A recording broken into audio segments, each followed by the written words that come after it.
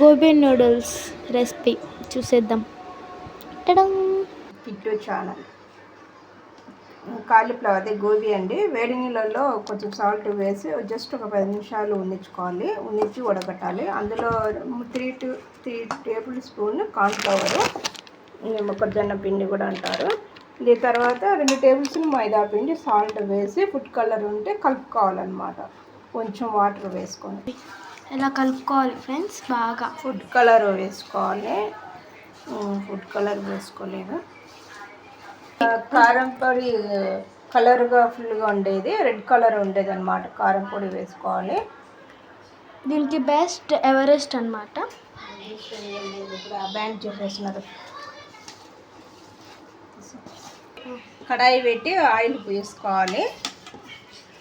Oil కాగిన తర్వాత గోబీ వేసుకోవాలన్నమాట. ఒక్కొక్కటిగా వేసుకోవాలి, లేకుంటే అతుక్కుంటుంది. అతుక్కోకుండా చూసుకోవాలి.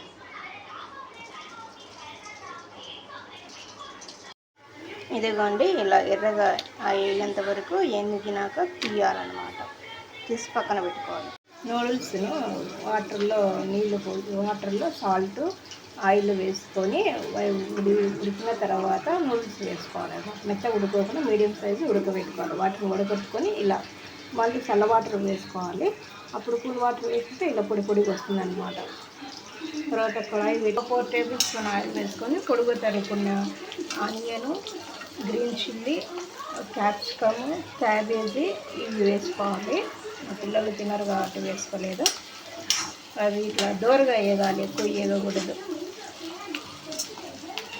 సాల్ట్ వేసుకోవాలి, లైట్గా చూసుకొని వేసుకోవాలన్నమాట.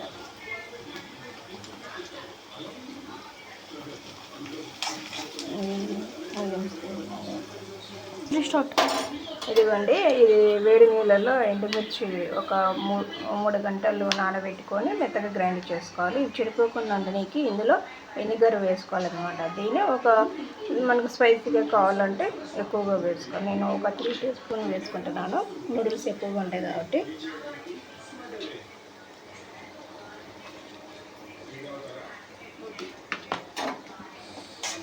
హైలో పెట్టుకొని స్మెల్ పోయేంత వరకు ఎంచుకోవాలి. టమాటా కెచప్ వేసుకోవాలి. టమాటా సాస్ వేసుకున్నాక రెడ్ చిల్లీ సాస్ వేసుకోవాలి. కొంచెం సాయ్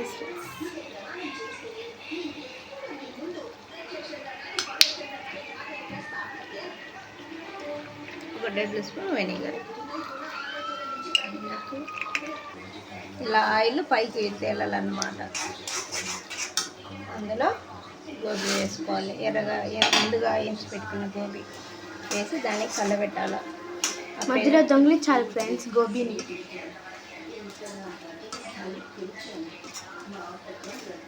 బాగా కలిసాలి. జస్ట్ ఒక 2 నిమిషాలు మెత్తగైనంత వరకు. తర్వాత నూడిల్స్ వేసుకున్న తర్వాత 1 to 3 నూడిల్స్ మసాలా వెజ్ అని ఉంటుంది ఇక్కడ. తర్వాత కొంచెం సాల్ట్ టేస్ట్కి వేసుకోవాలి. ఇలాగ కలుపుకోవాలన్నమాట. మా అమ్మగా కింద వేయకుండా కొంచెం కలుపుకోండి. ఇలా బాగా నీట్గా కలుపుకోవాలన్నమాట. Gobi noodles ready. Subscribe our channel. Bye bye.